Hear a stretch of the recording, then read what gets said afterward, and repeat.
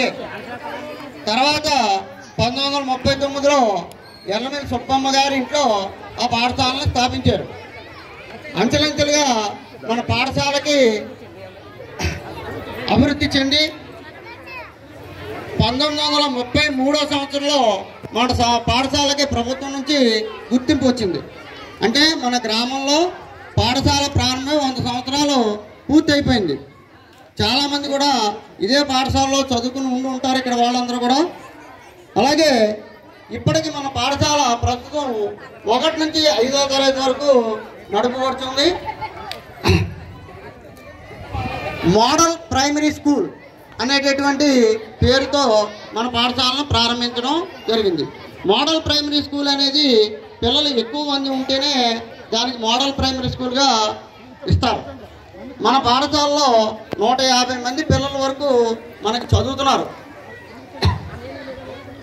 అలాగే మన పాఠశాలలో ఇంగ్లీష్ మీడియం అనేటటువంటిది ఇంట్రడ్యూస్ చేయడం జరిగింది. అంటే మొట్టమొదట ఒకేసారి ఇంగ్లీష్లో చెప్తే పిల్లలు అర్థం చేసుకోలేరని మనం 2 పద్ధతుల్లోనూ కూడా తెలుగులోను అటు ఇంగ్లీష్లోను కూడా పిల్లలకు అర్థమయ్యేలాగా మేము చెప్పడం జరుగుతుంది. మన పాఠశాలకి 4 భవనాలు ఉన్నాయి. ఇంకా ఒక భవనం, ఇంకా స్టాఫ్ రూమ్ అది కూడా కావాల్సి ఉంది. అలాగే పిల్లలందరికీ సరిపడా బెంచీలు మాత్రం పిల్లలందరికీ ఉన్నాయి. అంతేకాదు బెంచీలకి ఇబ్బంది లేదు.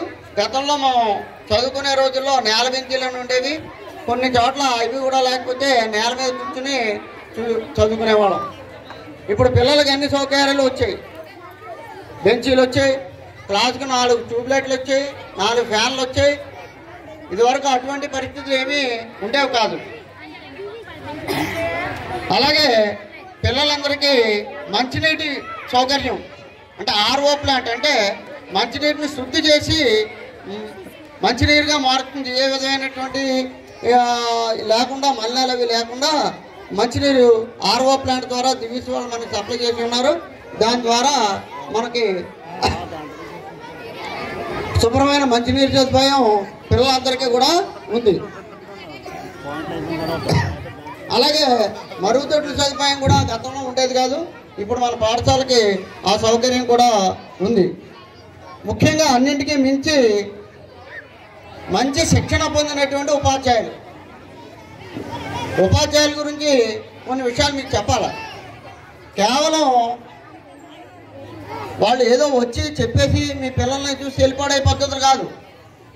బడిలో ఉన్నంతసేపు కూడా మీ పిల్లలందరూ కూడా మా పిల్లలు.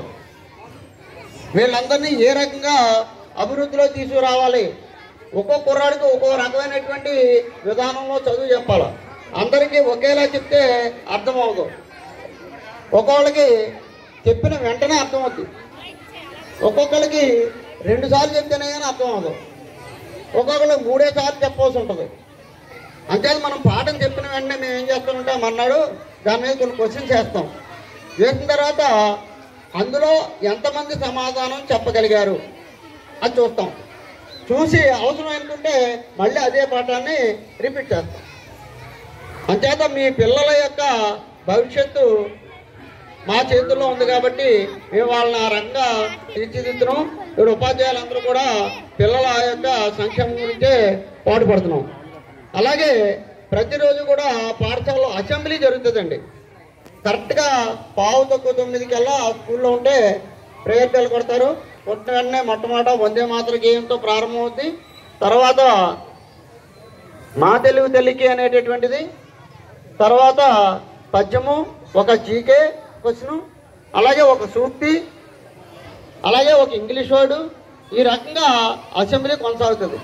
ఇది ప్రతి క్లాసు పిల్లల చేత చేస్తాం. ఆఖరి 1వ తరగతి పిల్లలు కూడా చక్కగా అసెంబ్లీని నిర్వహిస్తారు మా పాఠశాలలో. మీరు ప్రతిరోజు కూడా చూసి ఉండొచ్చు. తర్వాత అసెంబ్లీ అవుతుంది. తర్వాత అటెండెన్స్ వేస్తాం. ఈ అటెండెన్స్ వేసే క్రమంలో ఆ టైంకి ఏ పిల్లలు అయితే ఉంటారో వాళ్ళందరినీ కూడా అటెండెన్స్ మేము పుస్తకాల్లో వేసుకోవడమే కాదు, కేవలం సెలలో కూడా హాజరు వేయాలి. అంటే మీ పిల్లవాడు ఈ రోజున ఎన్ని గంటలకు బడిలోకి వచ్చాడు అనేది అమరావతిలో ఉన్నటువంటి వాళ్ళకు కూడా తెలుస్తుంది. అంత ఖచ్చితంగా ఉంటుంది హాజరు. హాజరైన తర్వాత మ్యాథ్స్ టీచర్లు అందరూ అన్ని క్లాసులు హాజరు తర్వాత మళ్ళీ నన్ను కన్ఫర్మ్ చేయమంటారు హెడ్ మాస్టర్గా. ఆ హాజరు కార్యక్రమం కూడా పూర్తవుద్ది. ఆ తర్వాత వచ్చిన పిల్లాడికి హాజరు వేయడం జరగదు. మీరు లేటుగా బడికి పంపించడం వల్ల జరిగే అనర్థం అది. అంటే ఒకవేళ ఆ పిల్లవాడికి చదువు అయితే ఉంటుంది కానీ హాజరు జరగదు ఆ వేళ. అంతేత తల్లిదండ్రులందరూ కూడా పాఠశాలకి తొందరగానే పంపించే ఏర్పాటు చేయండి. తర్వాత మన పిల్లలకి ఇచ్చేటటువంటి సదుపాయాలు ఉన్నాయి కొన్ని పాఠశాలలో. అవి ఏమిటో మీకు అందరికీ తెలుసు. ఫస్ట్ మొట్టమొదట పాఠ్య పుస్తకాలు. ఇదివరకు పాఠ్య పుస్తకాలు ఒకే భాషలో ఉండేవి. తెలుగు అయితే తెలుగు, ఇంగ్లీష్ అయితే ఇంగ్లీషు. కానీ ఇప్పుడు తెలుగు ఇంగ్లీషు 2 భాషల్లో కూడా జరుగుతున్నాయి. అలాగే పుస్తకాల బరువు బాగా ఎక్కువగా అయిపోతుందని పేరెంట్స్ వల్ల ఇబ్బంది కలుగుతుందని చెప్పి ఈ విధానం మార్చారు ఈ సంవత్సరం. తెలుగు ఇంగ్లీషు 2 కూడా ఒకే పుస్తకంలో వస్తాయండి. Text book, work book. అలాగే గణితము, పరిసరాల విజ్ఞానం కూడా ఒకే బుక్లో వస్తాయి.